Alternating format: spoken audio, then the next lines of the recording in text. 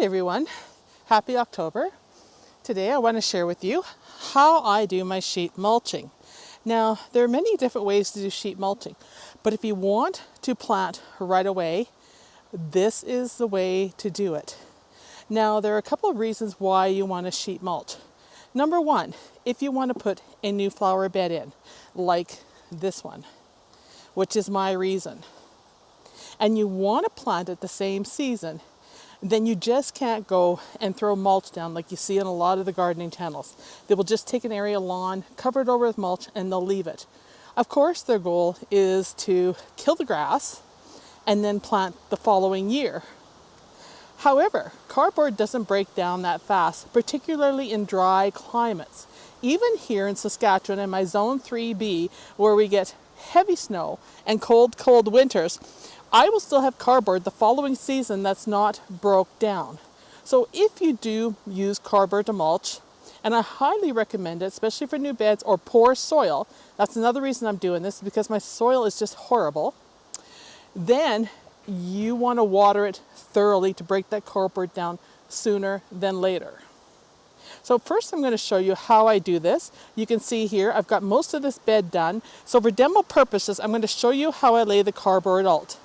Now, I don't order cardboard off of Amazon or any of those places.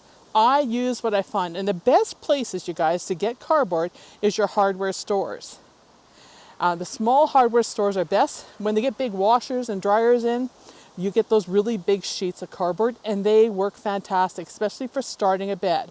When you get to areas like this, you want the smaller pieces to use, or you're going to be doing a lot of cutting of the cardboard, but that's okay too.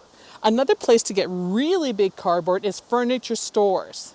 So I've managed to get sofa boxes, and I'll tell you, they're a game changer. So for purposes of demo, I'm going to show you, and finish this bed of course, how I deal with these boxes.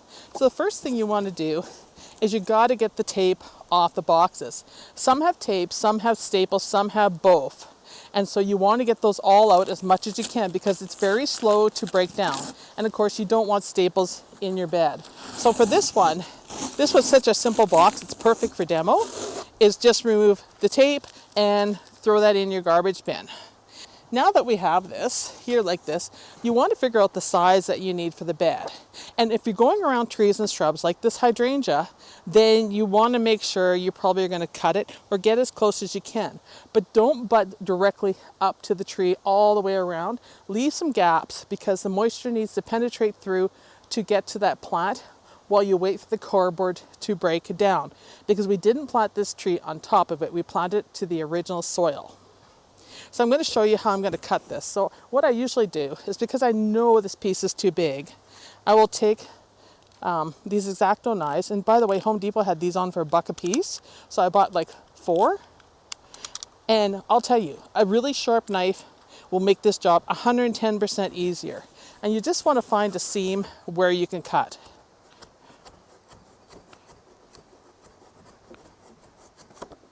All right. Now the big thing is to measure it and figure out how much you need.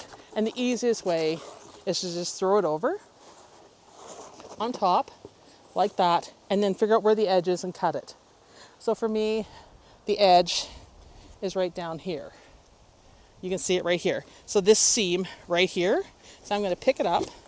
We want to save our backs as much as we can with bending, with doing this kind of a job. And we're going to cut it right there.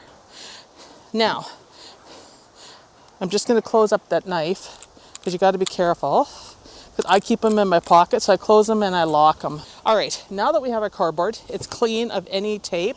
You can leave paper like this on it. It's not going to hurt a darn thing. This is a vegetable and chicken dumpling box. So I got this from a grocery store when I was there.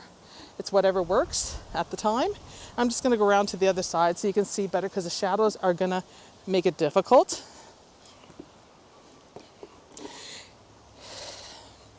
And you're going to layer this in. Your big thing is to get it underneath the prior pieces of mulch. So when you lay this down, you want to make sure that you don't cover that edge there. But if you cover the edge there too much, you can't slide it under. And then to get your curve of your bed, you're going to try to angle it right into that bed there. And believe me, it will break down. And then if you have another piece here, lay that over, bend that in, and then lay that over. And you see we still have open soil right here for the tree, for the hydrangea, and it can get the moisture in there. Now we want to backfill. And if you live in a windy province like I do, you want to have your soil ready to go when you put your cardboard down, especially your first piece, or it will fly away real fast. So now I'm just going to put that on top of it. I'm going to back you up so you can see. All right, let's do the dirt. Now this is a mixture of manure, sand, and topsoil. It's my 70-30 mixture of 30% sand. Usually I mix them in the wheelbarrow first. Because I moved my sand, it was already kind of pre-mixed, which makes life a lot easier.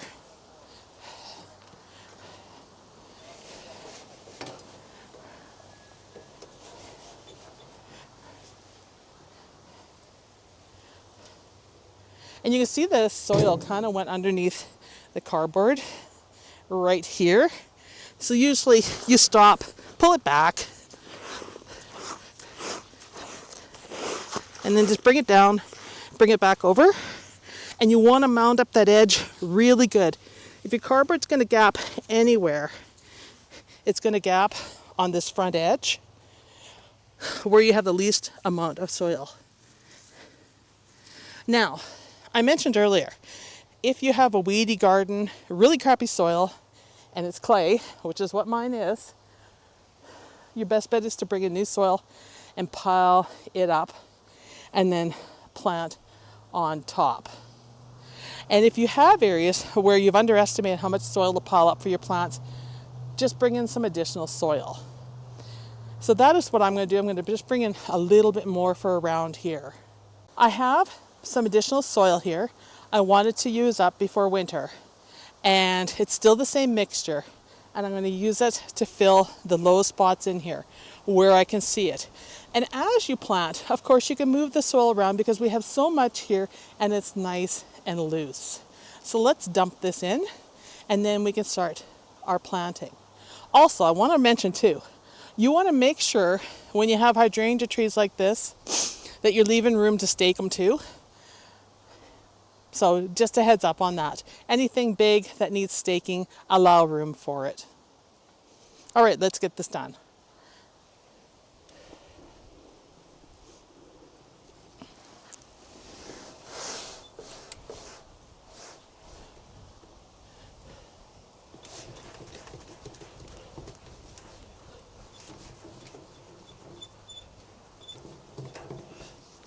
I have a variety of hostas here that have been waiting to go in, and I particularly wanted them in this bed because I want to line the bed with hostas because it's part shade, part sun here, and underneath the evergreen it could use some extra green shades of foliage with different colors in it.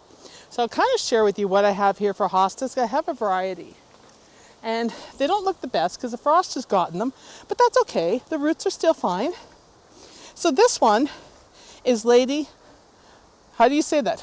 Guinevere or Genevieve? Guinevere? And yeah, I'm probably not pronouncing it right. You can correct me in the comments. And I have a few of these. So I'm just going to set her out. And as I go through these, I'm going to try to line them up where I want them. All right, so anything in the black pot probably is Lady Genevieve. So I'm assuming this is the same. So I'll throw her right there. Now, this is Dancing Queen right here. So we're going to throw it into the mix just to break these up a bit. And I throw that right there. Okay, I have 5 left here. And that should be enough to wrap around over on this side.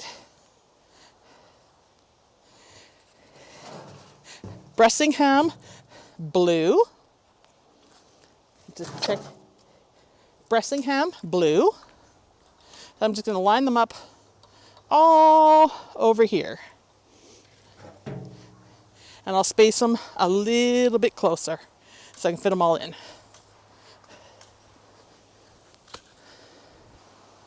And that's the Bressingham Blue right there, because I'm mixing them up a bit.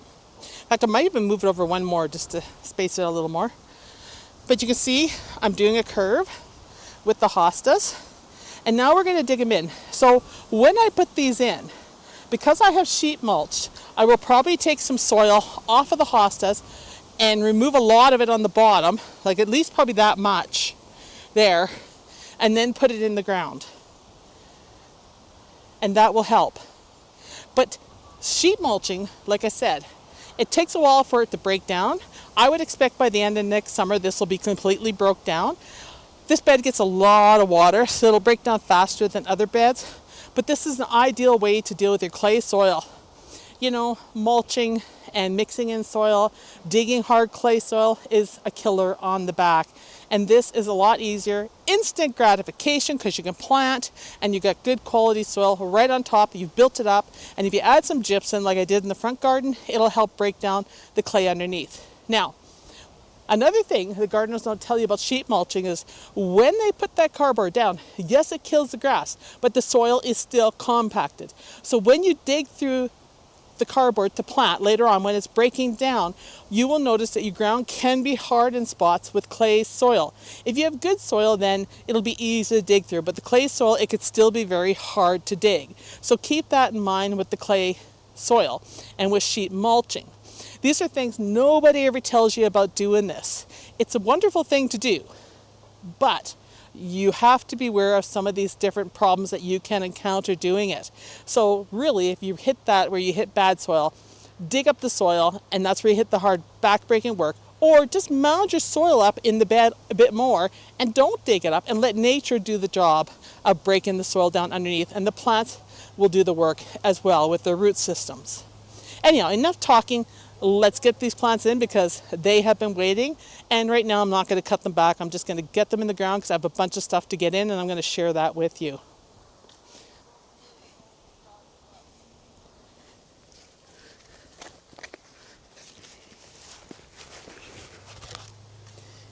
And you can see these really need to go in, but they're not bad. So all I do is just pull the soil back like this. So much easier. Look at this, you guys. You can do it with your hands. Take some of this off. Loosen the soil all the way around. That gives the plants a head start to get in. Take off any leaves that are like really bad. Put it in, level it, tuck the roots in, push it down. That's the benefits of mounding that soil high. Plus, it really makes the bed stand out from a distance. Next thing we're going to plant is geums. I have some red geums I've been wanting to get in the ground. I only have 2. We're going to put it around that hydrangea. So we're going to get those in next. And then I'll just share as I go through planting stuff what else I'm putting in. And this variety is Bradshaw, Mrs. Bradshaw. Mrs. Bradshaw needs a bit of a cleaning. You can take off any of the dead leaves. I'm just pulling them off at this point. And I'm going to leave the leaves on for probably a week just to let the sun for them then take up some of the photosynthesis since they're being newly planted. And these are really compact roots, so I'm just pulling it off.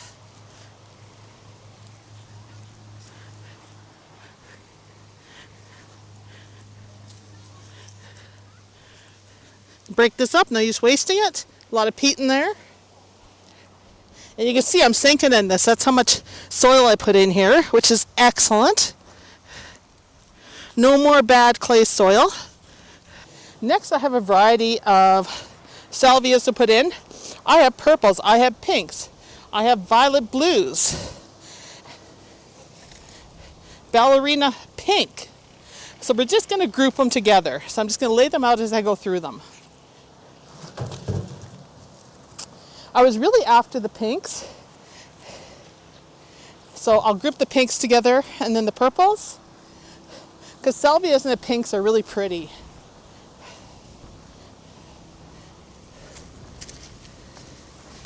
And then we got the blues over here. Let's see what else we got. And I have some white salvias as well. And I found another dancing queen in my pile that resembled a salvia. This is white. I'll set the whites aside. You always need some whites in your bed.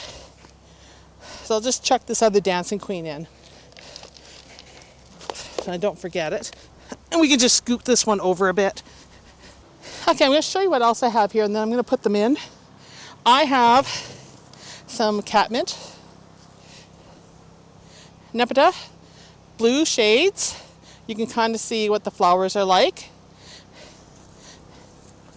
And I'm going to put the whole bunch of them in on this side over here. All right, so the nepeta's in. All the salvias are in, both the pink and the blue. And I had 2 whites, I put them right there. And then I add some purple bright-eyed phlox and then a red phlox there, because I already had a phlox in there that I left in the bed in the middle. Now you'll notice there's a path from the sprinkler forward, and that's to allow it to spray these plants. That sprinkler head will have to go up higher on the fence, but it's not my job, that's Rob's. So anyhow, my work is done on this bed. I may add a few more plants in. I do need to clean out some containers still, but this is the start of it. And one of the things I think I'd add in here is more orange yarrow. I do have a couple plants sitting around I've been saving, so I might put those in the bed, but you can get the gist of it. So that's it for this video. It's a very noisy day here, and I hope you enjoyed it, and I hope I was able to share with you the do's and don'ts of sheet mulching, when to use it, and how to use it, especially clay soil. That's where the benefits are. Thanks everybody, bye.